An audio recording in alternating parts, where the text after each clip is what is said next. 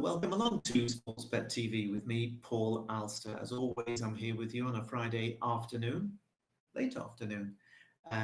Looking forward to what is going to be fantastic racing on Saturday, particularly at Newmarket, where we have the first classic of the British turf season of 2024, the Quipco 2000 Guineas.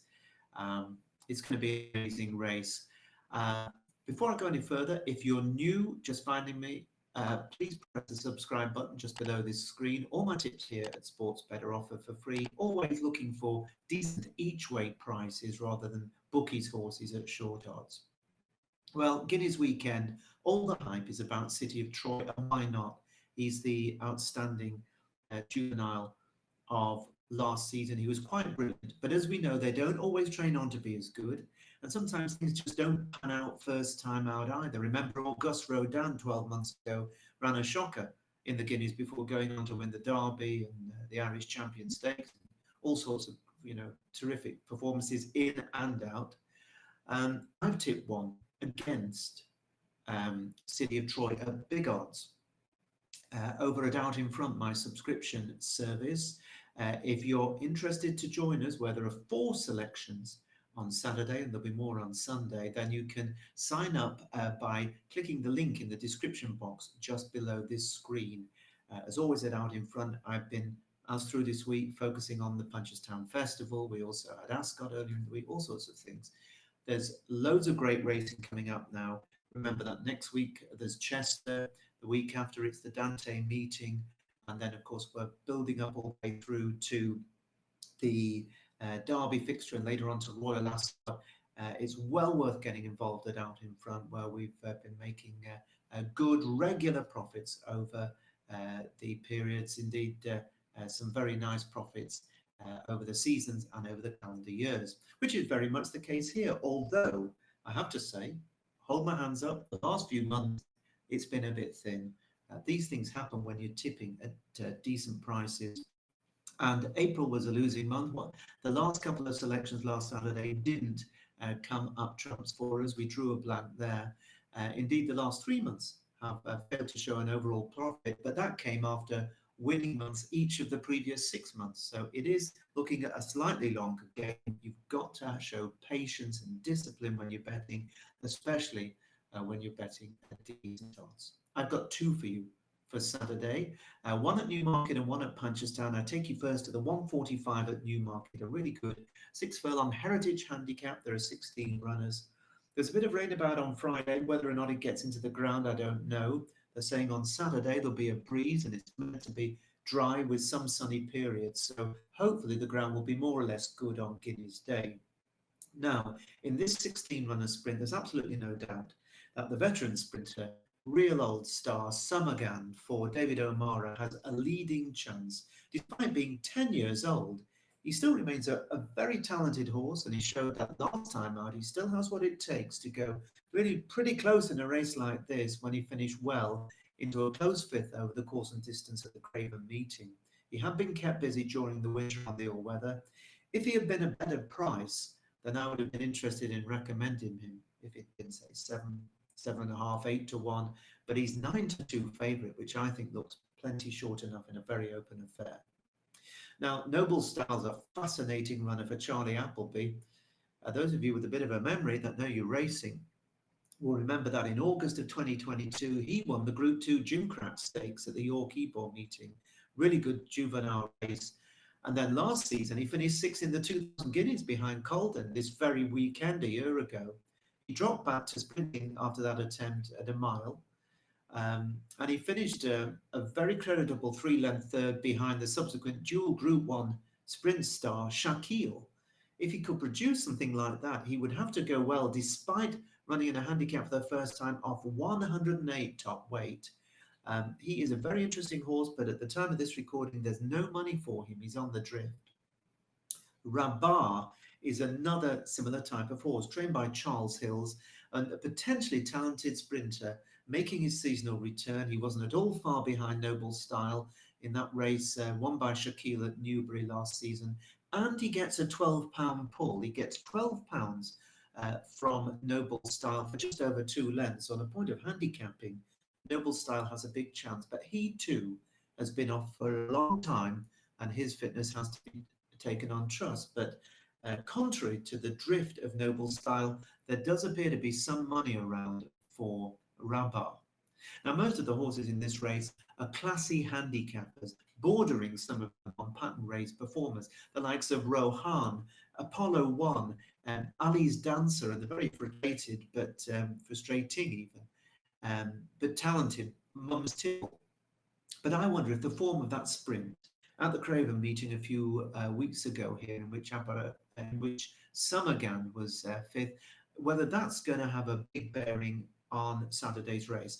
Aberama Gold, stable companion of Summergan, David O'Mara, ran a fine race, as he so often does. He was beaten just a length in third, and remember last season he won the Stewards' Cup in a mud bath, but he doesn't need to have it muddy to run well. But back in sixth place in that race, having led for much of the way, was Abate, a northern-trained sprinter trained by Adrian Nichols and the mount of his daughter Mia Nichols, who claims £5. This horse, more often than not, runs well at both the Newmarket tracks, the Rowley Mile and the July course. Now, it's twice a winner on the July course, but it got its head in front at the first time of asking on this Rowley Mile track in September, where it made every yard of the running off a mark of 82. And then on its reappearance here, those 17 days ago, again showed plenty of speed up front, just getting headed at the furlong pole. It didn't drop out like a light, it just gradually weakened in the style of a horse that needed the outing. It was only just behind Summergand, and like a number of these, remember Summergand was fit from running on the all-weather, like a number of these, I think he'll be better for that first outing of the season. He's got bottom weight of 8 stone 3. And then Mia Nichols gained another £5 down to 7 stone 12. So it's really a featherweight. And he'll probably think he's running loose with that weight. And so I think that if he gets rolling along out in front, we know he comes down into the dip well. And with a lightweight on his back, hopefully he'll make the best of his way home up. And I'd love to see him hang on at 22 to 1. That's the odds on offer for Abate with William Hill last time I looked.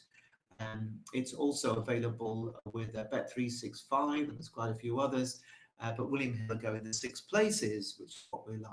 So Abate at 22 to 1 is my choice in the 145 race at Newmarket. Now, my second selection for you is over at Punchestown, where the festival continues on Saturday. The bookmakers have been very slow to price up, but actually, just as we're speaking, we've got some odds coming in, so that's quite interesting. So the race in question is the 305. It is a marathon, a 3 mile, 7 furlong handicap chase, yielding ground, 22 runners.